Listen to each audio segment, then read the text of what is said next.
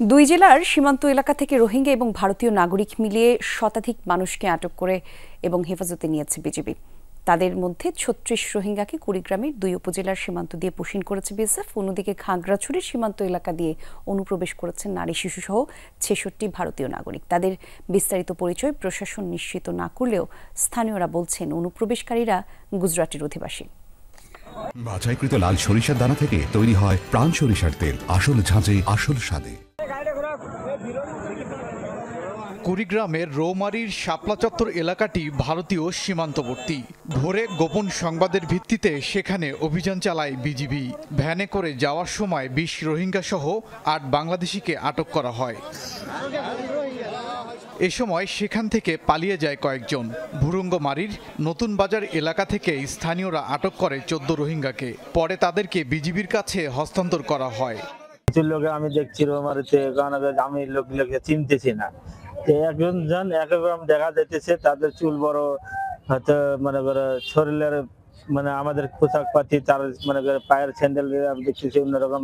দেখি যে রোহিঙ্গা ধরা পড়ছে, বিজিবি আসলো, বিজিবি আছি, তাদেরকে গাড়ি থাকি কিছু নিল, কিছু রাস্তা থাকি নিয়ে ক্যাম্পের দিকে চলে গেল।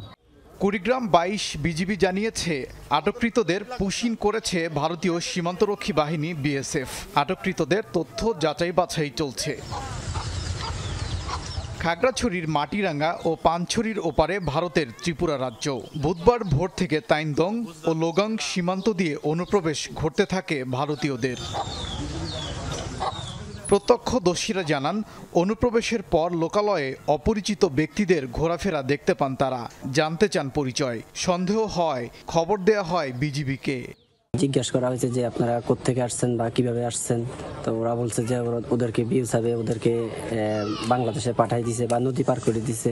এরা এখানে লোক আছে ২৭ জন, ছেলে বড় বয়স্ক বৃদ্ধ মিলিয়া ২৭ জন লোক আছে। আমি দোকানে আছি, দোকানে আসার পরে কয়েকজন দেখলাম মানুষ ওইদিকে যাইতেছি। দিলাম কি যে আপনাদের বাড়িতে এত মেহমান আছে আমরা জানেন না। স্থানীয় প্রশাসন জানিয়েছে বুধবার বিকেল ৩:৩০ পর্যন্ত ৬৬ ভারতীয় নাগরিকের অনুপ্রবেশ ঘটেছে। এদের মধ্যে নারী ও শিশু রয়েছে। বিজিবির চাহিদার প্রেক্ষিতে মানবিক দৃষ্টিকোণে আমাদের তাদের খাওয়া থাকার ব্যবস্থাটা যতক্ষণ পর্যন্ত সমাধান না হয়, বাচ্চা আছে, নারী আছে, তাদের খাওয়ানোর ব্যবস্থাটা করবে প্রশাসন। আটক ভারতীয়রা বিজিবির হেফাজতে রয়েছে বলেও জানিয়েছে প্রশাসন। ওবায়দুর রহমান, যমুনা নিউজ।